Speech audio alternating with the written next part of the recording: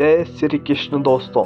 आज इस कहानी में हम जानेंगे कि क्यों गुरु द्रोणाचार्य ने श्री कृष्ण से पूछा था कि मेरा क्या दोष था। यह एक प्रेरणादायक पौराणिक कहानी है। दोस्तों, महाभारत के युद्ध को समाप्त हुए कई वर्ष बीत चुके थे। कुरुक्षेत्र की धूल अब रुक चुकी थी। रणभूमि की चीखें शांत हो गई थी। धर्म और अधर्म की भीषण परीक्षा में बहुत से वीरों ने अपने प्राण न्योछावर कर दिए। उन्हीं में से एक थे गुरु द्रोणाचार्य, जो कौरवों के सेनापति थे और जिन्हें स्वयं अर्जुन ने युद्ध में पराजित किया था। परंतु द्रोणाचार्य एक निशांत गुरु थे, लेकिन युद्ध के समय उनके चारों ओर आरोप, भ्रांतियाँ और कटुता का जाल बन गया था। यह कहानी कहती है कि युद्ध समाप्त होने के बाद जब श्री कृष्ण द्वारका लौट चुके थे, तब एक रात्रि को उन्हें ध्यान में एक पर्सन ने घेर लिया था।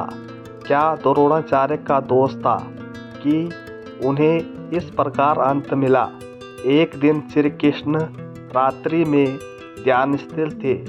शांति का गहन वातावरण था। समुद्र की लहरें मंद स्वर में गुनगुना रही थी। तभी ध्यान की गहराई में उन्हें ऐसा लगा मानो कोई आत्मा उनसे बात करना चाहती हो। श्री कृष्ण ने आंख बंद किए और सामने में देखा कि गुरु द्रोणाचार्य खड़े हैं। उनके चेहरे पर प्रसन्न है, मन में पीड़ा है। द्रोणाचार्य जी बोले, हे माधव, मैं ब्राह्मण ऋषि भारद्वाज का पुत्र, अस्त्र शस्त्र का आचार्य, जिसने जीवन भर धर्म का पालन किया, परंतु मेरा अंत कलंकित क्यों हुआ? लोग कहते हैं कि द्रोणाचार्य पक्षपाती थे, द्रोणाचार्य लोभी थे, द्रोणाचार्य ने कौरवों का साथ दिया था। हे केशव, क्या मेरा इतना दोष था कि मुझे असत्य के सहारे मृत्यु को गले लगाना पड़ा? श्री कृष्ण ने मुस्कुराकर उत्तर दिया, गुरुवर, प्रश्न कठिन है पर उत्तर सरल है। सत्य को जानने के लिए हमें जीवन के आरंभ से अंत तक लौटना होगा। तुम्हारा दोष लालच या पक्षपात नहीं है, बल्कि आसक्ति था। तुमने अपने जीवन में ज्ञान को धर्म से ऊपर रखा, परंतु विवेक को कहीं पीछे छोड़ दिया था। गुरुवर, याद करो, जब आप छोटे थे तब आप महर्षि भारद्वाज के पुत्र थे।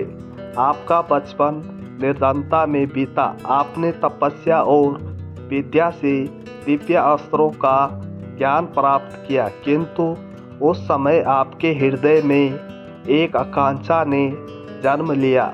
मुझे ऐसा पुत्र चाहिए जो संसार में अद्वितीय योद्धा बने।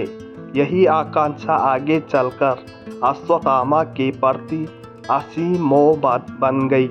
आपकी सारी साधना का, आपका सारा ज्ञान, सबका केंद्र अश्वत्थामा बन गया। द्रोणाचार्य मौन सुनते रहे। जब आपने देखा कि निर्धनता के कारण अश्वत्थामा का बचपन अभाव में बीत रहा है, तब आप हस्तिनापुर आए।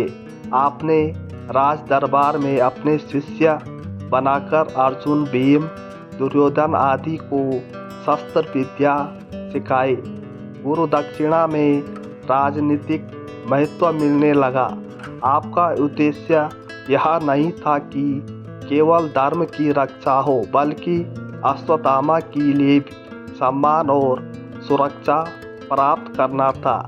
यही से पहला दोष पैदा हुआ। गुरु का ज्ञान निष्पक्ष होता है, लेकिन आपने अपने ज्ञान को मोह से बांध दिया। कृष्ण ने गंभीर स्वर में कहा, आपने एकलव्य की प्रतिभा को क्यों रोका? वह निषाद पुत्र था, वनवासी था, परंतु उसकी लगन अर्जुन से भी अधिक थी। यदि गुरु का धर्म केवल योग्य को ज्ञान देना है, तो आपके उसका अंगूठा क्यों मांगा? कारण था आपका मोह अर्जुन और कौरव पांडव राजकुमारों पर एकलव्य का अंगूठा मांगना आपके न्याय को धूमिल कर गया। लोग कहते हैं कि आप जाति के कारण पक्षपाती थे, लेकिन सत्य यह है कि आप अपने शिष्यों के प्रति अति आसक्त हो गए थे। इस घटना ने आपके हृदय में कर्तव्य से अधिक मोह का बीज बो दिया। द्रोणाचार्य ने यह सुनकर सिर झुका लिया। श्री कृष्ण आगे बोले, जब महाभारत का युद्ध आरंभ हुआ तब आपको कौरवों और पांडवों के बीच चुनाव करना था। आप जानते थे कि पांडव धर्म पर है, फिर भी आपने कौरवों की सेना में सेनापति बनने का निर्णय क्यों लिया? क्योंकि वहाँ अश्वत्थामा सुरक्षित था, क्योंकि वहाँ आपके शिष्य दुर्योधन का आग्रह था, क्योंकि आपकी आत्मा गुरु थी परंतु हृदय पिता था।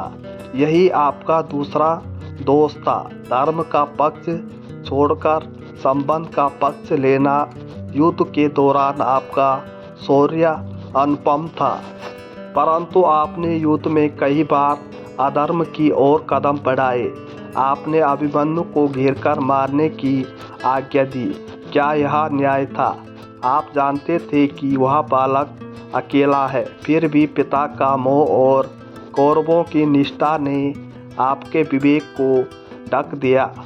उस दिन आपके हाथों ने नहीं बल्कि मोह ने धर्म की हत्या की थी। जब आपके सामने अश्वत्थामा की मृत्यु का समाचार लाया गया तब आपका मन टूट गया। आपने शस्त्र त्याग दिया और ध्यान में बैठ गए। क्यों? क्योंकि जीवन भर की साधना, सारा ज्ञान सब केवल अश्वत्थामा के लिए था। जब आपको लगा कि वह नहीं रहा तो आपके जीवन का उद्देश्य ही समाप्त हो गया। आपने अपने अस्तित्व को पुत्र के अस्तित्व से बांध दिया था। इस प्रकार गुरु होते हुए भी आप वैराग्य को धारण नहीं कर पाए। गुरुवर, आप में दोष यह नहीं था कि आप लोभी थे, ना ही यह कि आप कौरवों के समर्थन थे। आपका एकमात्र दोष था मोह, एकलव्य के प्रति पक्षपात मोह, युद्ध में अधर्म को सहना मोह, अश्वत्थामा की सुरक्षा के लिए कौरवों का साथ मोह। जिस दिन मनुष्य मोह में पड़ता है वह धर्म और अधर्म का निर्णय स्पष्ट नहीं कर पाता। द्रोणाचार्य ने आंसू भरी आंखों से कहा, केशव, तुम्हारे वचनों ने मेरी आंखें खोल दी। मैंने सदैव यह सोचा कि मैं श्रेष्ठ गुरु हूँ, परंतु मैं केवल एक पिता रह गया। मुझे खेद है कि मैंने अपने जीवन को मोह के बंधन में बांध दिया। शायद यही कारण था कि मुझे अंत में अश्वत्थामा हाथों नरों व कुंजरों व सुनना पड़ा। यह शब्द मेरे मोह को काटने के लिए ही थे, ताकि मेरी आत्मा मुक्त हो सके। कृष्ण ने अंतिम उपदेश दिया, गुरुवर, मनुष्य का कर्तव्य है विवेक को सबसे ऊपर रखना।